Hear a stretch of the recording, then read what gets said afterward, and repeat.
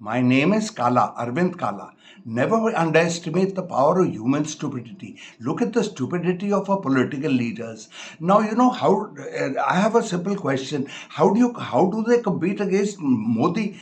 To compete against Modi, you need a competing narrative. Now Modi's narrative has been from 2011 onwards, Hindu, Hindu, Hindu. Now the opposition should come out with a simple narrative. The Muslims are our brothers and sisters, the Christians are our brothers and sisters, repeated by Bhagwant Mann and Mamta Banerjee and Sharad Pawar and M.K. Stalin and Pinarayi would have a magical effect. Let's not forget that 14% of India is Muslim and 2% of India is Christian. That's 16%. That's 1 in 6 people, damn it.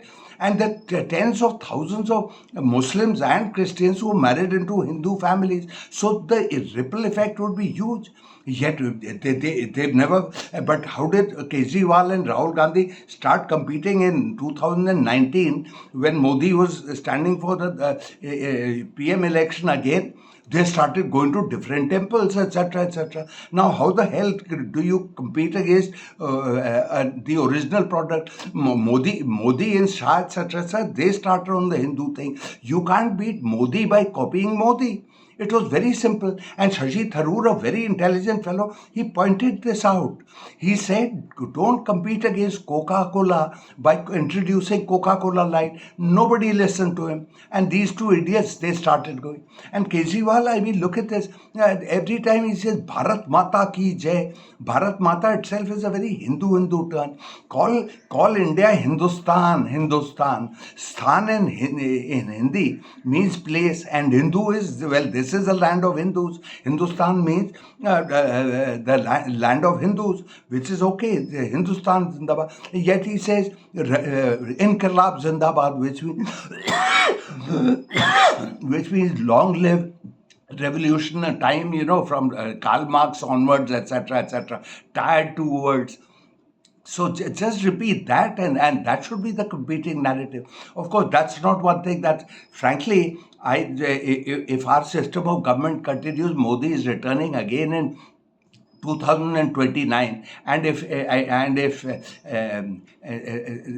that's as simple. Now the second thing is that Rahul Gandhi should move out from the India coalition. I mean, he should no longer try and be that. You can't blame the fellow, actually. He's closest to being political royalty. He and his mother were super prime ministers for 10 years. Now, if Rahul is so spoilt, I mean, his father was a prime minister, his grandmother was a prime minister, his grandmother's father, Jawaharlal Nehru, was a prime minister. So he's just spoiled rotten, yeah. Can you expect Prince William of England to become like Boris Johnson or somebody else like that, to enter the hurly-burly politics? No, they're not qualified enough. Yet this family has done they have ruled out of 50, 60 years of Congress rule in India. This family has controlled or ruled India for 50 years out of that. But they're not satiated. Now these three people, mother, daughter, son, are the meanest people around. Sonia Gandhi has become Rajya Sabha MP from Himachal Pradesh. Rahul Gandhi is there from Rai Bareli. He vacates his Wayanad seat from there. They just look after themselves. Jesus Christ, why can't you leave the Wayanad seat for a congressman of this? But they want everything. They're never satisfied. Their thirst is never slaked. They just want more and more and more.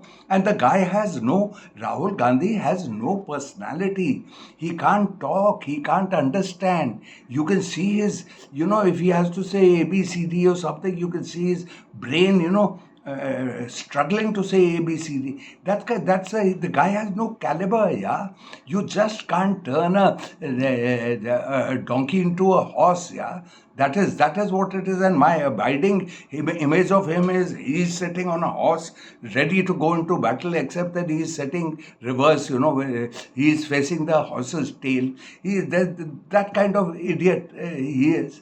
So that I see no real hope for this thing. And the way things are going, I think one election and one leader is going to be a certainty. After all, you can change the constitution if you have, and if the Supreme Court tries to intervene, I'm reminded of Napoleon's favorite words. You know, the Pope came out with an edict against Napoleon. Napoleon said, how many battalions does the Pope have? So the Supreme Court has no power if the government is not it doesn't want to listen to him. So we are heading for very, very dark times, etc., etc. Well, I've said all I want to say. So please forward this to everybody you know, and I'll bid you farewell. See you later, alligator.